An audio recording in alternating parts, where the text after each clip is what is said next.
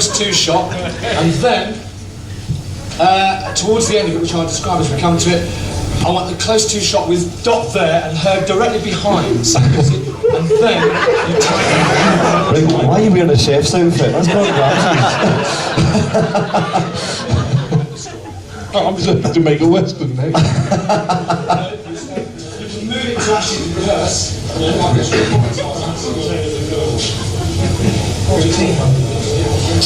I do talk a lot. I've not changed. We'll do it. I think he's going to say, God, this boy talks. And know how fast you're going to do it, alright? Good luck, sir. Right. Okay, I'm going upstairs. Well, that does seem like I'm wasting a lot of time talking, but what's happening there is I've had to change plans, so it's come back to get to here. about 100 years ago.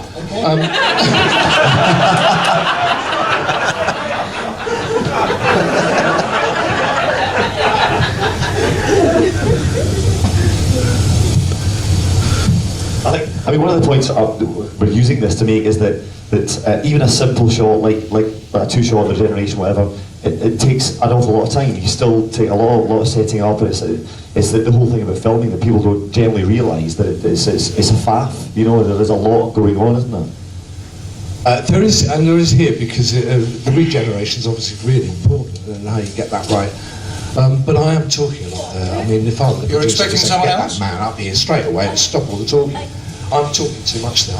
But what I'm doing is I've had to change plans, and I'm trying to tell, by being on the floor, I'm stupidly, I should have been upstairs, but by being on the floor, I felt I was telling everybody, all the studio, which is probably about 70 people in all, exactly how we're changing and what we're going to do, because everybody had something to do with that. And that's why it took about a minute and a half to explain all the different things I was going to do.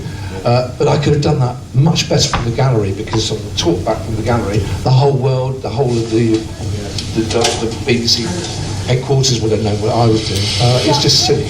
You're expecting someone else? So I'm going to actually stop that there, just to get that interesting sort of pause there.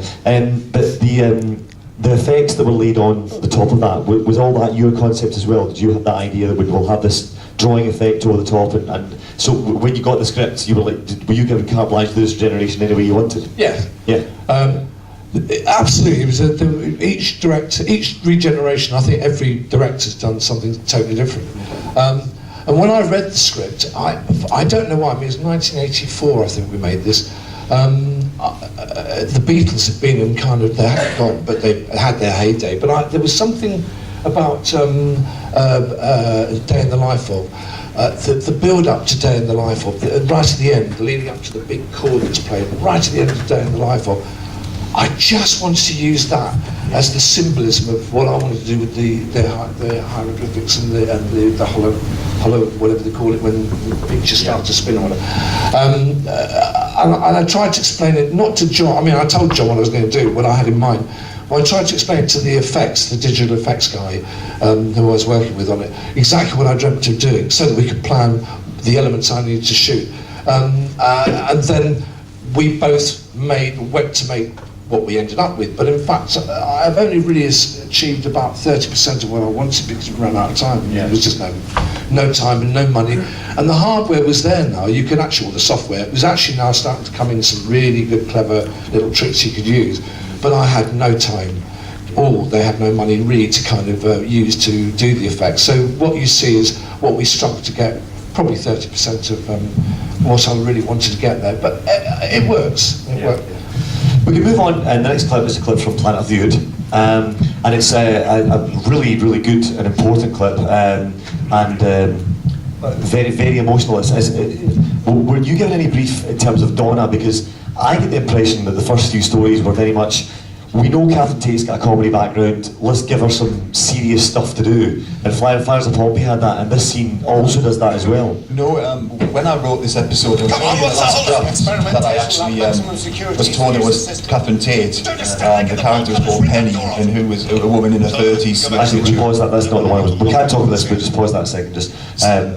She was Penny, she was in her early to mid 30s, and she was slightly more sophisticated and not intellectually experienced in life, a bit more than some of the other assistants previously.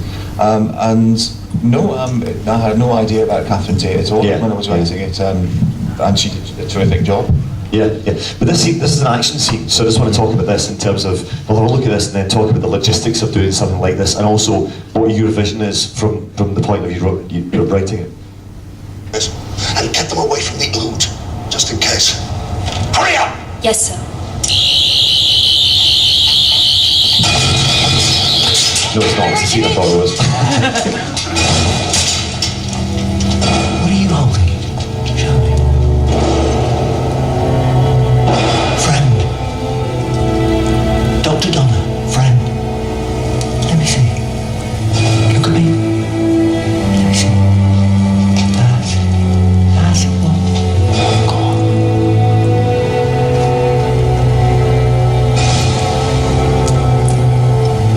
Is that? It's a brain. Hindbrain. The ood are born with secondary brain. Like the amygdala in humans, it processes memory and emotions. You get rid of that, you wouldn't be Donna anymore. You'd be like an ood and processed it. So the company cuts off their brains And they stitch on the translator. like a lobotomy. I spent all that time looking for you, Doctor, because I thought it was so wonderful out there. I want to go home.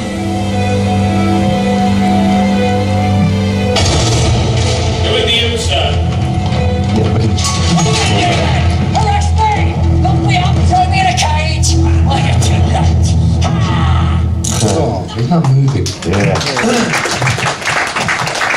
And it is a beautiful moment and very powerful, and Kath plays that brilliantly, doesn't she? Yeah, she does. Yeah. I want to, if I go back to the conception of it, Russell had said, oh, the humans are behaving badly. He said, but not in a terribly, terribly evil way. And somehow along the way, I forgot that. So I wanted, and I was aware that there's a high body count. Lots of people died. So that we wanted to balance that sort of slaughter with some deep emotion, which is one of the reasons all this appears. Yeah.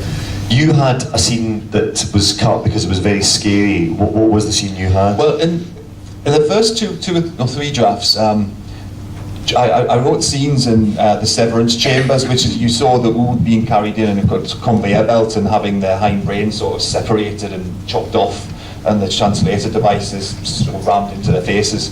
And after the first draft, Julie said, "I think this is a bit too dark and scary for Doctor Who." And Russell said, "I don't have a problem with it." and so I said, "Me neither, Russell." And so Julie had said, "Well, play along with it and see how it goes." And then it ultimately, I think she must have won the argument because it did get cut. And I think she was probably right. You just brought memories. I did a lot of Doctor Who's this time, and every tone meeting, there was a moment when Julie Gardner made sure the whole world knew they weren't going to get that. And Russell had to bow down and accept the fact. It was really great to see. Yeah. She was building up, and she's able to play along with it because she was new. Oh, you could tell by her face, actually. Yeah. Once the foot was put down, that was it. Yeah, well, she would let you have a go, but you weren't going to win. Yeah. She had that stern expression that she used. She's like, "Oh, right, okay." And you had another idea cut, which was the other end of the spectrum in terms of comedy in the opening scene, which I thought was absolutely brilliant. Well, Russell had said, let's start the advert with some, show us some adverts. And I said, so I can do any advert I like? He said, yeah, do several, just, bang, bang, bang adverts. So I used, I had a shake and back advert with an ood, a vacuum cleaner, amongst other things. And you do the shake and back. I would have done to see that. Do the shake and back. And then Russell said, are you mad? So that had to go. But yeah, I think that's a scene that should have stayed.